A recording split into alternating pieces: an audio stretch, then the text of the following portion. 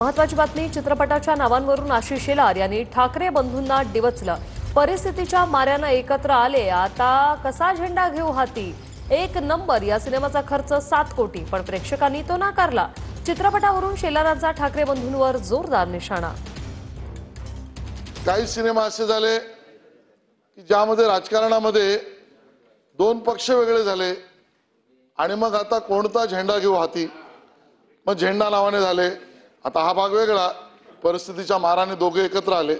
आता सिनेमाचं नाव काय होईल मला माहित नाही। कसा झेंडा घेऊ हाती असा सिनेमा होऊ शकतो, पण अशाही पद्धतीचे सिनेमे त्या ठिकाणी आले।